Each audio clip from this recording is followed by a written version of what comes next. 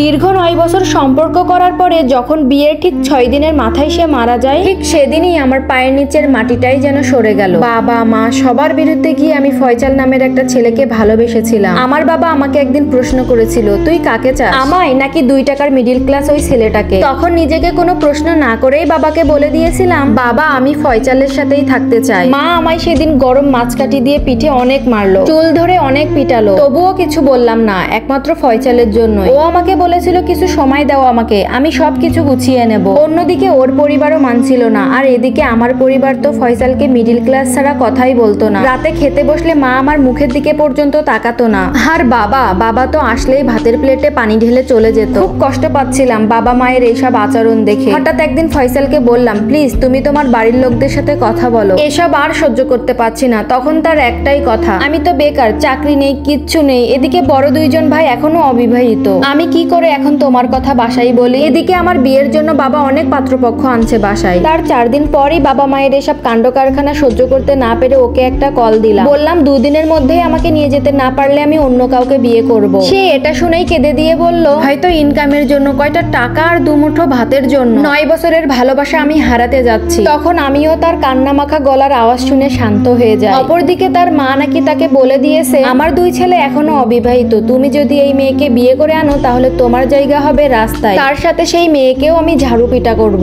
2 পরিবারের এত অশান্তির মাঝে আমরা ডিসিশন নিলাম যে আমরা বিয়ে করব। বিয়ে করে নিলেই আমাদেরকে আর কেউ ফেলে দিতে পারবে না। হয়তো 2 দিন কথা শুনবো, কিন্তু 9টা বছর সম্পর্কের কথা ভেবে আমরা সবকিছুই সহ্য করতে পারবো। ঠিক হলো সোমবার বেলা 12:40 কাজী অফিসে থাকার জন্য। সোমবার সকালে 2 সেট কাপড় নিয়ে বের হয়ে গেলাম। বান্ধবী সুমিকেও নিলাম জিকাতলার সেই কাজী অফিসে। অবশেষে করেই নিলাম বিয়েটা। আমাকে যখন বিকাল 5টায় তার বাড়িতে নিয়ে গেল, তখন ফয়সালের আম্মু প্লাস তার বড় ভাই আমাকে নাকি ঘরে ঢুকতেই দিবে না। সত্যিই সেদিন বিকাল 5টা থেকে রাত 11টা পর্যন্ত আমি বাহিরে একাই দাঁড়াই রইলাম। ফয়সালকে ঘরে নিয়ে তার মা দরজা বন্ধ করে বসে আছে। এই বিয়ে সে কোনোভাবেই মানবে না। যাই হোক, অনেক বোঝানোর পরে রাত 11টার সময় আমাকে ঘরে তোলা হলো। ভাগ্যের কি নির্মম পরিহাস, বিয়ের ঠিক 6 দিন পরেই সে হার্ট স্ট্রোক করে সাথেই মারা যায়। এত যুদ্ধ করে 2 পরিবারের বিরুদ্ধে গিয়ে বিয়ের ঠিক 6 দিন পরে ফয়সাল মারা গেল আমাকে এই কষ্টের সাগরে ভাসিয়ে। বিয়ের 6 দিন পর নিজের পরনে সাদা কাপড় দেখে নিজেকে খুবই অসহায় মনে হচ্ছিল। বাসা থেকে চলে এসেছি ফয়সালের সাথে। বাবা মা পরিবারের সকলের কাছে খারাপ হয়েছি। এখন কি আমার বাবার ভিটায় ঠাঁই হবে? এইসব কথা চিন্তা ভাবনা করতে করতে চলে গেল ফয়সালের 4 দিনের মিলাদ। এবার আমার শাশুড়ি 5ম দিনের শুরুতেই সকাল ভোরবেলায় আমাকে ঘর থেকে টেনে হিসড়ে বের করে দিচ্ছে। আমি শক্ত করে আমার আর ফয়সালের খাটের স্ট্যান্ড ধরে রাখলাম। বললাম, মা আমি যাব না, আমি বাকি জীবনটুকু ফয়সালের স্ত্রীর পরিচয় হিসেবে কাটিয়ে দিতে চাই। আমি